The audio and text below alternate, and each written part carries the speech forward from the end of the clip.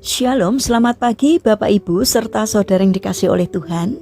Kiranya damai sejahtera dan sukacita dari Tuhan Yesus Kristus senantiasa menyertai kita sekalian. Sebelum kita mendengarkan firman Tuhan dan renungan, marilah kita berdoa. Tuhan Allah Bapa yang Maha Baik, kami sungguh bersyukur atas kebaikan dan kemurahan-Mu, karena Engkau Tuhan yang selalu melindungi kami dalam beristirahat sepanjang malam, sehingga kami dapat bangun dalam kondisi yang baik dan sehat. Jika saat ini kami akan mendengarkan sabda firman-Mu, urapilah kami dengan Roh Kudus-Mu agar kami dapat mengerti dan memahami apa yang Tuhan sampaikan kepada kami. Bimbing kami senantiasa supaya dalam kehidupan ini kami dapat menjalankan firman-Mu seturut dengan kehendak-Mu. Terima kasih Tuhan. Di dalam nama Tuhan Yesus Kristus kami berdoa. Amin. Bapak Ibu serta saudara yang dikasihi oleh Tuhan, bacaan firman Tuhan saat ini diambil dari TB2 Kitab Amsal pasal 10 ayat 16. Demikianlah sabda Tuhan. Upah orang benar membawa kepada kehidupan, penghasilan orang fasik membawa kepada dosa. Tema renungan saat ini adalah nikmatilah pekerjaanmu.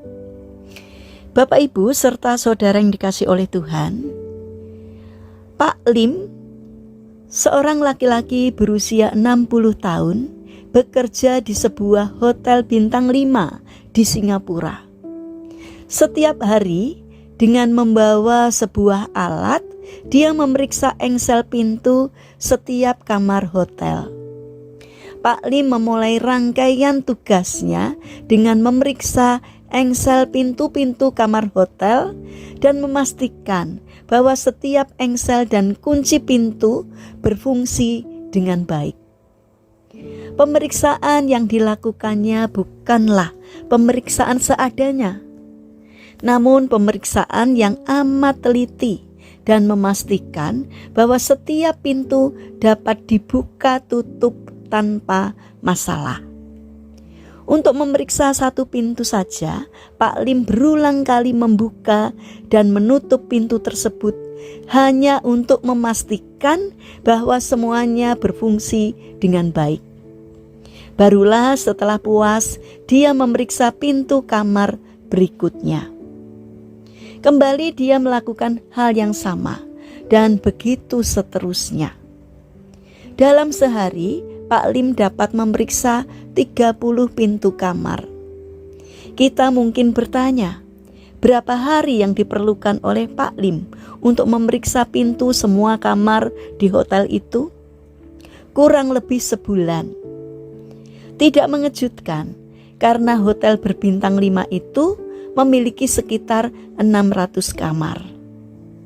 Bapak Ibu serta saudara yang terkasih, tugas pemeriksaan Pak Lim diibaratkan sebagai sebuah bulatan. Setelah pintu kamar terakhir selesai diperiksa, Pak Lim akan kembali lagi ke kamar pertama, kamar 1001, dan terus melanjutkan hingga kamar 1600. Rangkaian tugas ini terus berjalan sepanjang tahun. Pekerjaan semacam ini jelas merupakan pekerjaan monoton, tanpa variasi dan membosankan. Namun bagaimana tanggapan Pak Lim tentang pekerjaannya?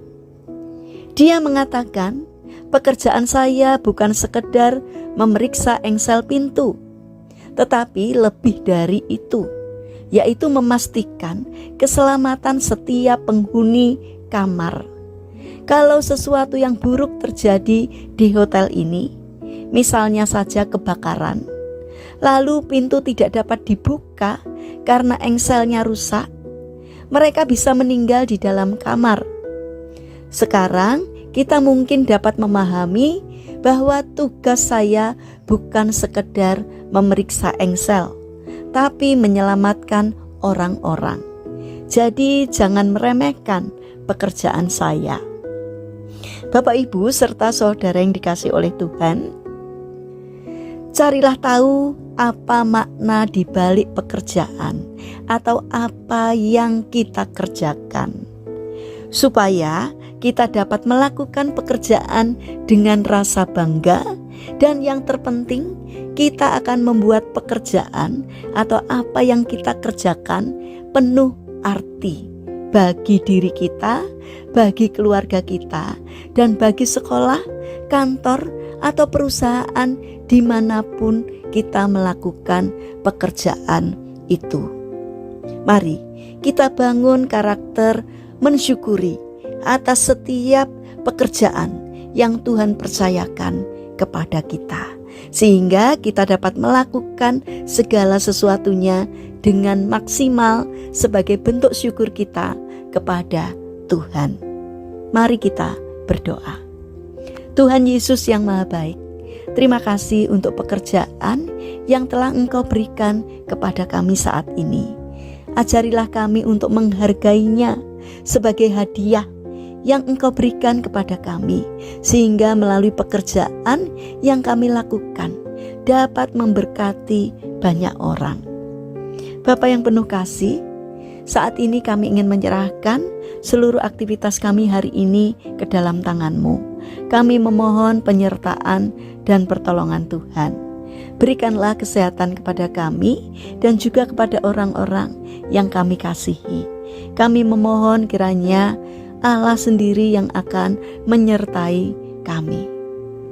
Bapa yang baik, saat ini kami berdoa bagi saudara-saudara kami yang mengalami sakit atau lemah fisik. Kiranya Tuhan berbelas kasih, kiranya Tuhan berkenan untuk menjamah dan menyembuhkannya.